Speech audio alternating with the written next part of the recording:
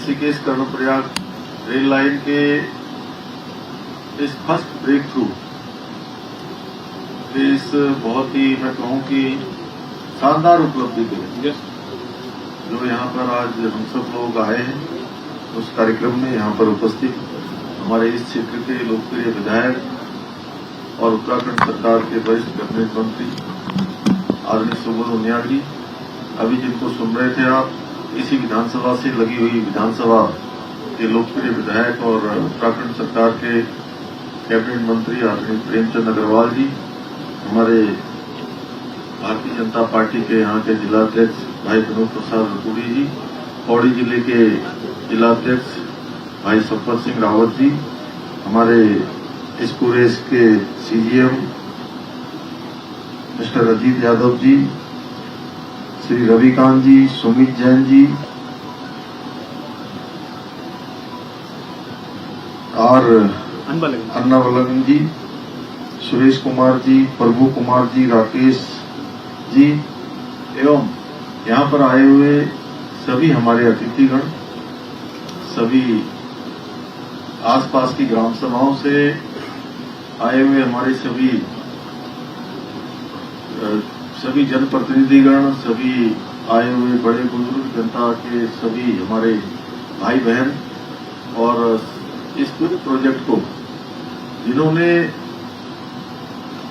एक मैं कहूं कि बहुत बड़ा काम है जो कभी कोई सोचता भी नहीं था, उस काम को धरातल पर उतारने का काम है जिनके माध्यम से हो रहा है। ऐसे रेल विकास निगम से जुड़े हुए सभी हमारे अधिकारीगण, कर्मचारीगण, मैं आप सबको आज के इस अवसर पर बहुत बधाई देता हूं। उपस्थित हमारे सभी पत्रकार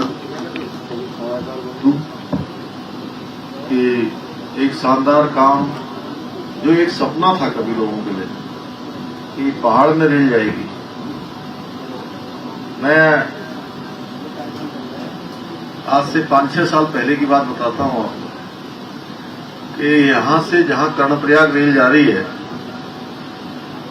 कर्णप्रयाग हमारा जहां उसी जिले में उसके अगले वाले जगह पर एक है नारायण बगड़ ब्लॉक, और नारायण बगड़ ब्लॉक में एक जगह है, गांव है खेस। हमारे कमिश्नर साहब भी बैठे हैं, हमारे जिलाधिकारी भी हैं, हमारे डीआईजी साहब भी हैं, यहाँ पर डीएम और पुलिस के कप्तान भी हैं, सभी हमारे प्रशासन के भी लोग हैं। तो उस गांव में एक गांव है घेस, देवाल ब्लॉक में। तो वहां से कुछ बच्चे आए हुए थे देवाल से, तो वो मुझे विधानसभा में मिले। तो मैंने उन बच्चों से पूछा कि आप लोग क्या करने के लिए आए हो यहाँ भ्रमण में? तो बोले हम यहाँ विधानसभा देखेंगे, हम यहाँ पर सचिवालय देखेंगे, हम यहाँ पर इंडियन इंस्टीट्यूट ऑफ पेट्रोलियम को देखेंगे, सर्वे ऑफ इंडिया देखेंगे, ओएनजीसी देखेंगे, आईएमए को देखेंगे, एनडीए वाला जो हमारा वो है नेशनल डिफेंस एकेडमी, उसको देखेंगे। और मैंने कहा और क्या देखोगे? बोले और रेल देखेंगे। तो उन बच्चों के लिए रेल साक्षात देखना एक बहुत बड़ी बात थी।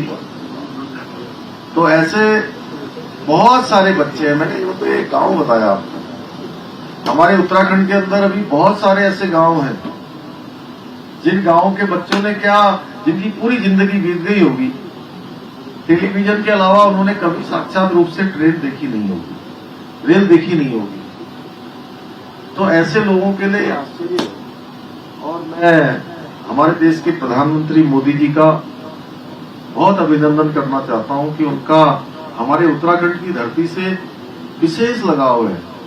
और जब भी उनसे भेंट होती है, जब भी मैं उनका आशीर्वाद लेने, उनका मार्गदर्शन लेने जाता हूं, तो शायद कोई ऐसी भेंट हो जिसमें वो ऋषिकेश कर्णप्रयाग रेल लाइन की बात न करो, उसकी प्रगति की बात न करो।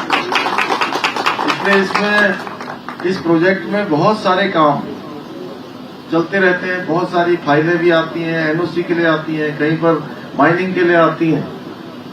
तो हमारा भी प्रयास रहता है कि हमारे स्तर पर जो फाइल आपकी यहाँ से पहुंचे, उस फाइल का तत्काल निस्तारण हो, तत्काल उसका समाधान हो।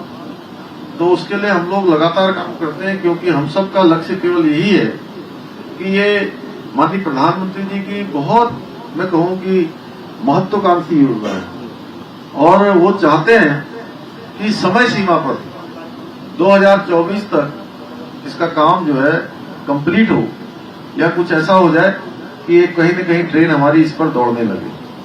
और जिस गति से आप सब लोग काम कर रहे हैं, लगातार टनलों पर टनल बनाई जा रही है, 104 किलोमीटर टनल पर जा रही है। टोटल लंबाई रूट लेंथ टनल के अंदर 104 किलोमीटर 104 किलोमीटर और 21 किलोमीटर बाहर जाएगी। तो मेरे ख्याल से 15% होगा, कितना होगा? 15% बाहर है, 85% टनल के ऊपर है। और अपने आप में ये पूरे विश्व के लिए एक यहाँ के दर्शन करने के लिए भी और इस प्रोजेक्ट को देखने के लिए भी लोगों का बहुत आकर्षण रहेगा।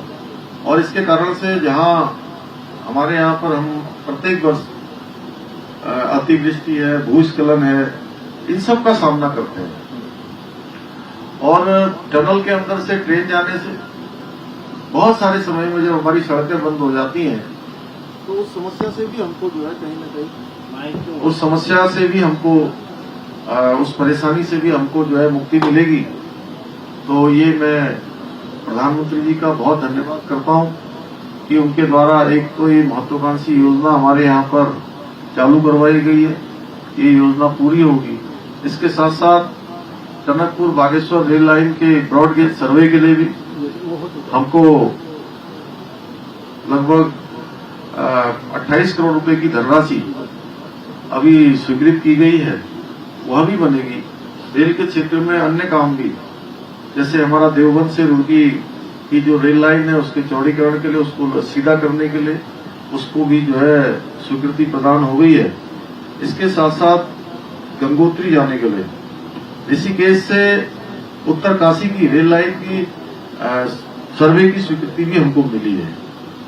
भाइयों बहनों, जहां रेल के क्षेत्र में हम आगे बढ़ रहे हैं, एक महत्वाकांक्षी योजना 125 किलोमीटर की हमारी लगातार निर्माणाधीन है, लगातार निर्माण की ओर बढ़ रही है।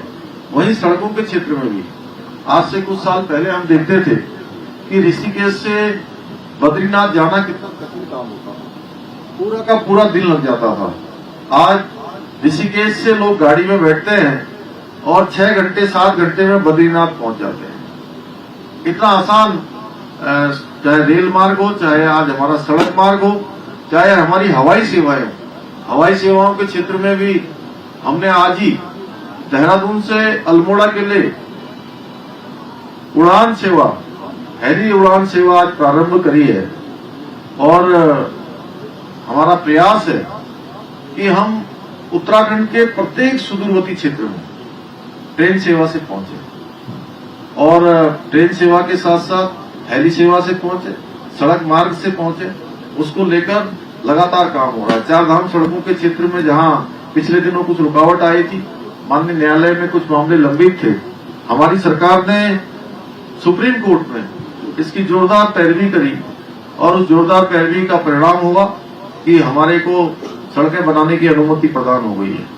पूरे इस क्षेत्र से लेकर उस क्षेत्र से ग्वालदम, सिमली, हमारा बागेश्वर, जोलजीबी का 288 किलोमीटर का मार्ग, वह भी जो है हमारा 2 लाइन बनने के लिए उसकी भी स्वीकृति प्रदान हो गई है। इसी प्रकार से हमारा हल्द्वानी से कर्णप्रयाग, यह रेलवे लाइन भी यह सड़क भी हमारी, इसको भी स्वीकृति प्रदान हो गई है। तो इस तरह से हर क्षेत्र में हम लोग आगे बढ़ रहे हैं। अभी अभी हम लोग एम्स ऋषिकेश से आए हैं और एम्स ऋषिकेश में जितनी सुविधाएं आज वहां पर उन्होंने हम लोगों को अभी प्रेजेंटेशन दिखाया, मैं सोचता था कि एम्स हमारा काम कर रहा है, हो सकता है कि अभी नया एम्स है, इसमें इतनी सुविधा नहीं होगी। मैं दावे के साथ कह सकता हूं कि पूरे देश में जितने भी एम्स चल रहे हैं उनमें श्रेष्ठ एम्सों में से कोई एम्स है तो वो हमारा ऋषिकेश का एम्स है।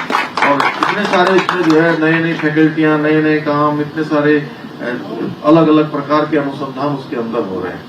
तो हर क्षेत्र में, और इस बार चारधाम यात्रा में हमारे यहाँ 30 लाख रजिस्टर्ड हमारे जो है श्रद्धालु और पर्यटक आ चुके हैं।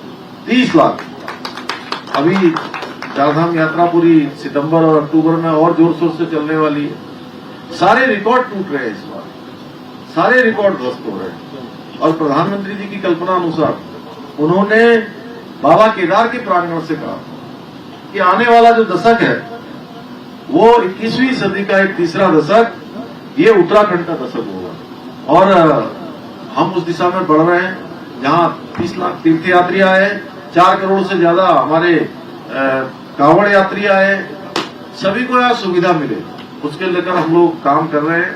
हमारा स्वप्न है कि 2025 में जब हमारा राज्य 25 साल का हो, उस समय हम हर क्षेत्र में, चाहे हमारी रेल सेवा हो, चाहे हमारी सड़क सेवा हो, चाहे हमारी स्वास्थ्य सेवाएं हो, पर्यटन का क्षेत्र हो, उद्योग का क्षेत्र हो, शिक्षा चिकित्सा का क्षेत्र हो, हर क्षेत्र में हम हिंदुस्तान के श्रेष्ठ राज्यों में शामिल हैं। तो उसके लिए हम सब लोग काम कर रहे हैं। आज के अवसर पर मैं सभी रेल विकास निगम से जुड़े हुए सभी अधिकारी गणों को, सभी कर्मचारी गणों को, सारे टेक्नीशियंस को, सारे इंजीनियरों को जो राम सेतु की तरह जो है इसका निर्माण कर रहे हैं, उन सबको मैं अपनी तरफ से बहुत बधाई देता हूं।